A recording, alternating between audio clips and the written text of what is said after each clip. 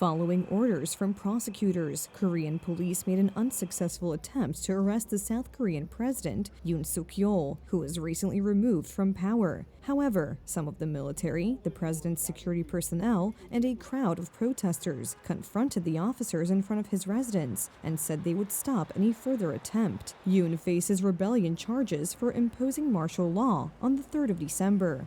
The president ignored 3 calls from prosecutors for questioning, and yesterday officers from the Korean Corruption Investigation Bureau arrived at Yoon's mansion shortly after 7 a.m. A crowd of supporters and the Presidential Security Service blocked their access, preventing an arrest. The police abandoned their operations. I am here in front of the president's official residence to save our country from a crisis. Investigators are trying to arrest the president by illegal means.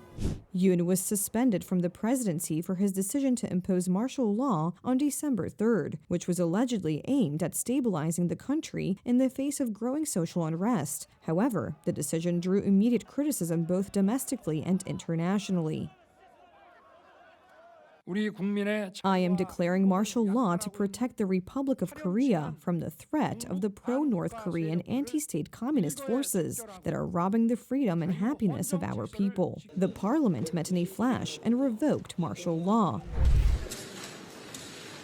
I declare that 190 people were present, and all voted unanimously in favor of the motion to lift martial law. Opposition deputies appealed to the president to resign. Faced with the president's refusal, they voted for impeachment proceedings, which are pending in the Constitutional Court. The Republic of Korea is becoming a lawless country. As a citizen, I cannot simply ignore the situation.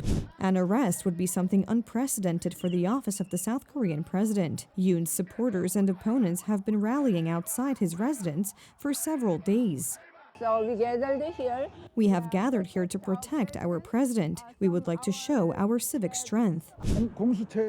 This makes no sense. He should step down as soon as possible and turn himself over to the judiciary, thus putting an end to the political turmoil. If he is innocent, let him defend himself in court. After Yoon Suk-yeol's suspension, the prime minister took over as head of state, but was dismissed by the National Assembly a week ago, leading to the temporary assignment of presidential duties to the finance minister. Such a chaotic reshuffle at the top of government is unprecedented and poses a serious threat to the country's stability.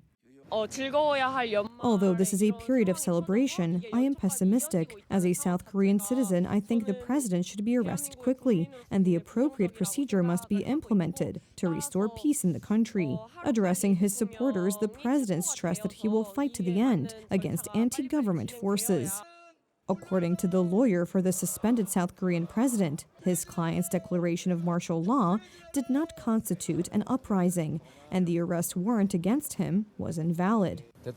The arrest warrant was issued by an unauthorized authority. Besides, declaring martial law is a power granted to the president under the Constitution. The political crisis in South Korea raises questions about the future of its democratic system.